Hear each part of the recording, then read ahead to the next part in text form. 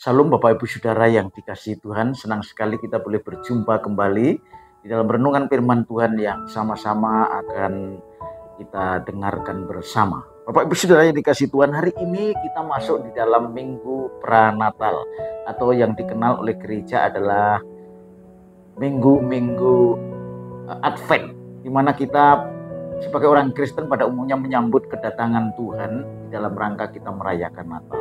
Dan apa yang dapat kita petik dari minggu-minggu Advent ini melalui firman Tuhan yang saya akan bagikan buat kita sekalian adalah bahwa ketika kita boleh merayakan Natal, hari kelahiran Tuhan Yesus 2000 tahun yang lalu, yang pada umumnya adalah dirayakan pada tanggal 25 Desember, kita akan belajar di mana sebelum Yesus lahir ada satu keluarga yang telah dipersiapkan Tuhan untuk melahirkan seorang nabi besar, yaitu Yohanes Pembaptis, yang menjadi pendahulu atau perintis jalannya Tuhan turun ke dunia sebagai manusia. Dan kali ini Bapak Ibu Saudara, saya mengajak kita untuk merenungkan dari beberapa ayat yang terdapat di dalam Lukas pasal yang pertama, ayat yang kelima, Saudara, dan beberapa ayat kemudian saya akan bacakan, saya akan petik buat kita sekalian dan kita akan perhatikan dengan saksama. Ayat yang kelima dari Lukas 1. Pada zaman Herodes, Raja Yudea, adalah seorang yang bernama Sakaria, yaitu seorang imam dari rombongan Abia. Istrinya juga berasal dari keturunan Harun, namanya Elisabet. Keduanya adalah benar di hadapan Allah dan hidup menurut segala perintah dan ketetapan Tuhan dengan tidak bercacat. Tetapi mereka tidak mempunyai anak, sebab Elisabet mandul dan keduanya telah lanjut umurnya. Pada suatu kali, waktu tiba giliran rombongannya, yaitu Sakaria, melakukan tugas keimaman di hadapan Tuhan, sebab ketika dia diundi sebagai mana lazimnya untuk menentukan imam yang bertugas, dialah yang ditunjuk untuk masuk dalam bait suci dan membakar ukupan di situ. Sementara di seluruh umat berkumpul di luar dan sembahyang, waktu itu adalah waktu pembakaran ukupan, maka tampaklah kepada Sakaria seorang malaikat Tuhan berdiri di sebelah kanan mezbah pembakaran ukupan. Melihat hal itu, Sakaria terkejut dan menjadi takut. Tetapi malaikat itu berkata kepadanya, "Jangan takut, hai Sakaria, sebab doamu telah dikabulkan dan Elisabet istrimu akan melahirkan seorang anak laki-laki bagimu dan haruslah engkau menamai dia Yohanes."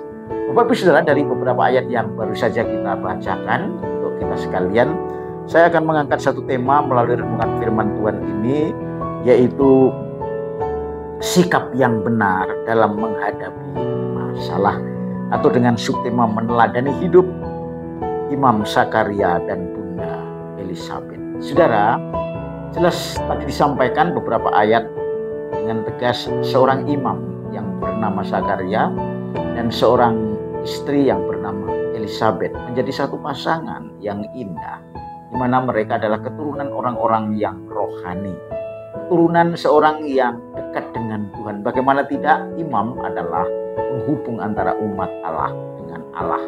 Dan Sakaria, dia adalah seorang imam yang harus menjalankan hal itu. Saudara, ketika kehidupan seseorang sebagai seorang yang sudah menjadi anak Tuhan, katakan adalah seorang Kristen, mereka sudah melakukan segala sesuatu dengan baik, apalagi berpasangan antara suami dengan istri yang tetap melayani.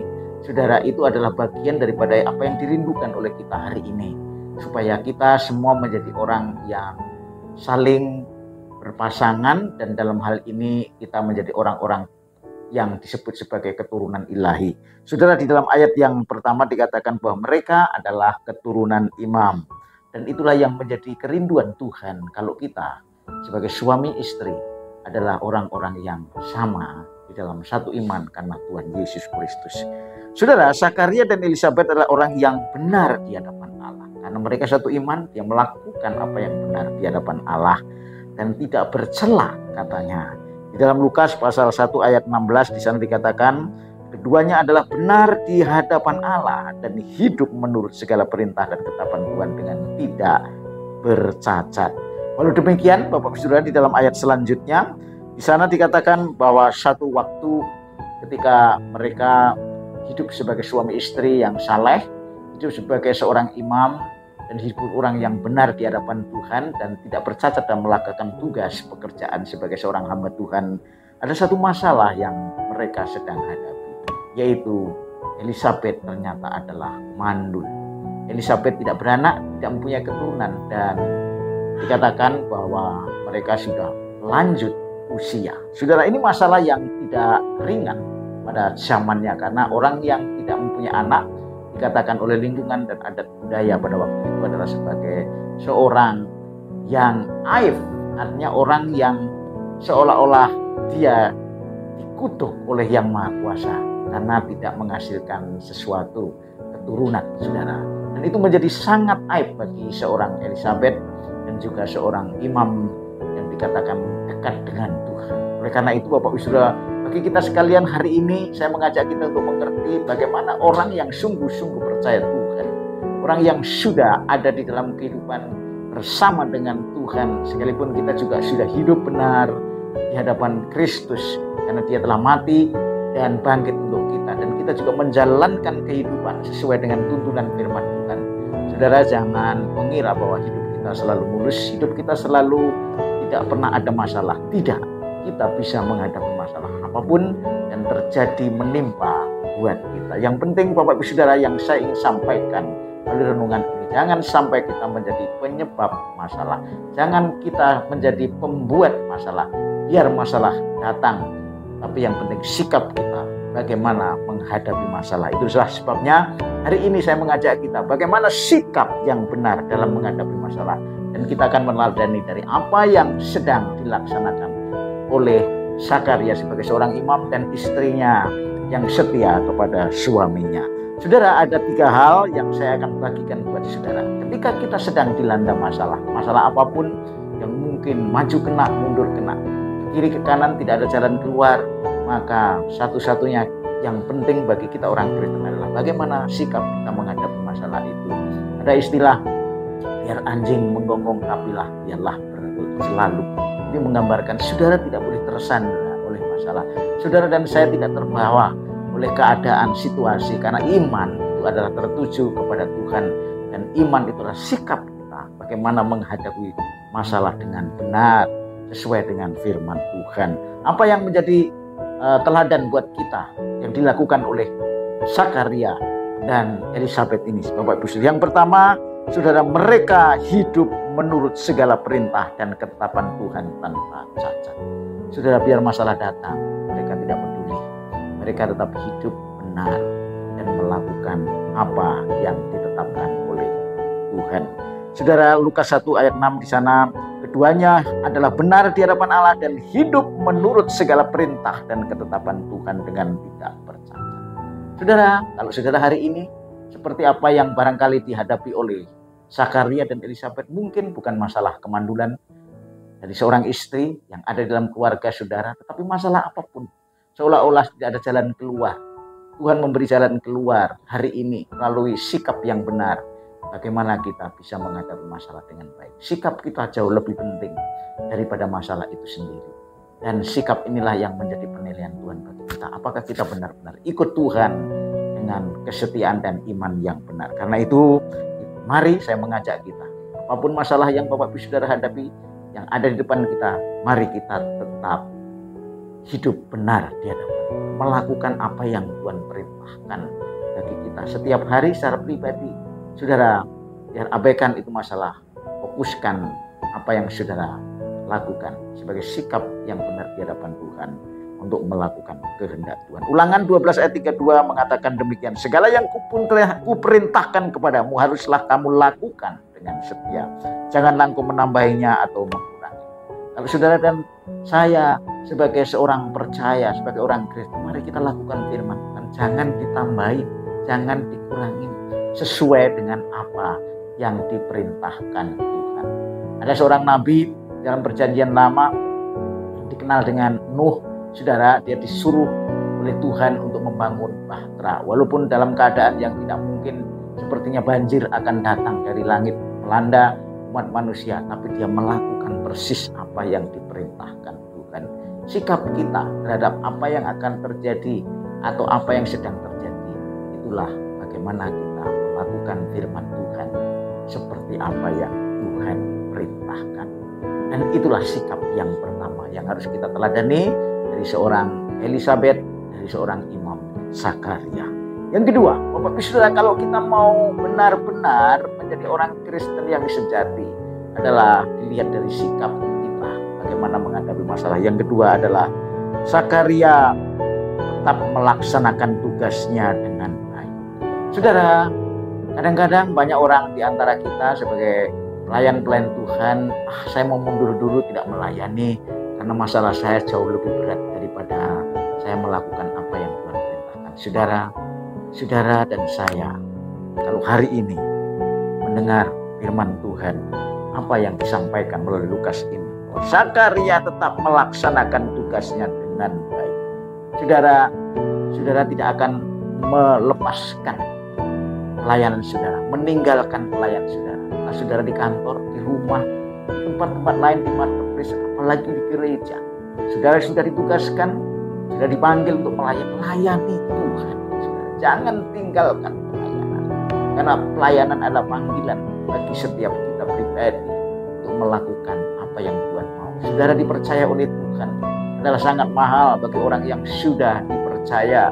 Jangan sampai masalah menghambat pelayanan saudara. Mari, kalau saudara sudah ditugaskan untuk melakukan pekerjaan Tuhan sesuai dengan talenta, karunia yang sudah ada di dalam diri kita masing-masing, kita lakukan saudara. Seperti apa yang dilakukan oleh Sakaria. Di dalam Lukas pasal 1 ayat 8 dan 9 bisa dikatakan, pada satu kali waktu tiba giliran kerombongannya, Sakaria melakukan tugas keimaman di hadapan Tuhan. Sebab ketika diundi sebagaimana lazimnya untuk menentukan imam yang bertugas, ialah ditunjuk untuk masuk dalam bait suci dan membakar ukupan di situ. Saudara, pelayanan kita lebih bernilai daripada terfokus kepada masalah yang sedang kita hadapi. Sekali lagi, pelayanan kita lebih bernilai, lebih berharga daripada kita berfokus kepada masalah yang sedang kita hadapi. Karena pelayanan adalah satu pengorbanan, pelayanan adalah satu pengabdian, pelayanan adalah menjadi satu berkat bagi orang lain. Dan itulah yang Tuhan inginkan. Ketika kita melayani, kita memberkati orang. Ketika kita melayani, kita memuliakan Tuhan. Saya ingatkan kepada kita sekalian, Bapak Ibu Saudara, untuk tetap melayani, melakukan pekerjaan Tuhan yang dipercayakan kepada saudara dan saya. 2 Timotius pasal 4 ayat 5, Paulus memesankan kepada anak rohaninya yang bernama Timotius. Yang demikian bunyi firman Tuhan, dan itu relevan untuk hari ini bagi kita sebagai orang Kristen, terutama yang melayani, yang sudah dipercaya oleh Tuhan untuk melakukan pekerjaannya. Yang berbunyi demikian, tapi kuasailah dirimu dalam segala hal, sabarlah menderita, lakukanlah pekerjaan pemberitaan Injil, dan tunaikanlah tugas pelayanan. Saudara, ada dua kata kunci yang harus kita perhatikan dalam hal ini. Sabarlah menderita dan tunaikanlah tugas pelayanan. Jadi ketika kita melayani bukan berarti kita nggak ada masalah. Ada, tapi kita abaikan masalah itu.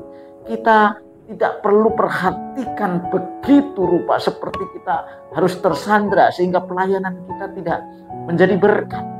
Kalau kita melayani dengan kondisi yang tidak cerah, kalau kita melayani dengan kondisi yang tidak bersukacita, maka kita akan menjadi batu sandungan. Tapi kalau kita melayani pekerjaan Tuhan yang dipercayakan kepada saudara, seolah-olah kita tidak menghadapi masalah, karena pelayanan kita adalah sukacita kita. Sekalipun saudara sedang dalam keadaan masalah, ada penderitaan, Tuhan menghendaki saudara dan saya untuk melakukan pekerjaan pemberitaan Injil dan menunaikan pelayanan. Jadi jangan tinggalkan pelayanan hari ini dan seterusnya. Tuhan ingin supaya kita punya sikap bagaimana menghadapi masalah, yaitu pertama, tetap hidup melakukan firman Tuhan. Yang kedua, jangan tinggalkan pelayanan pekerjaan yang Tuhan percayakan buat saudara dan saya. Yang ketiga, saudara, yang terakhir, saudara, bagaimana sikap kita menjadi orang yang benar di hadapan Tuhan ketika menghadapi masalah, yaitu Sakaria berdoa terus untuk pergumulan istrinya. Saudara, Sakaria tahu bahwa istrinya bergumul dengan masalah kemandulan dan itu menjadi aib bagi orang-orang di sekitarnya. Saudara, dia ikut merasakan bagaimana pedihnya, dipermalukan di depan orang banyak, ya, diperlakukan seolah-olah dia adalah orang yang berdosa, yang dikutuk Tuhan. Tetapi Sakaria tetap berdoa untuk bergumul. Saudara, kalau ada masalah, saudara bergumul dan bergumul pergumulan saudara harus nyatakan dalam doa. Doa itu berarti saudara datang kepada Tuhan. Jangan datang kepada alternatif, kepada manusia, tapi datanglah dulu kepada Tuhan. Sebab jawaban daripada setiap masalah adalah Tuhan. Dan Zakaria itu lakukan. Begitu luar biasa dia cinta kepada istrinya, yang merasakan apa yang dia rasakan istri.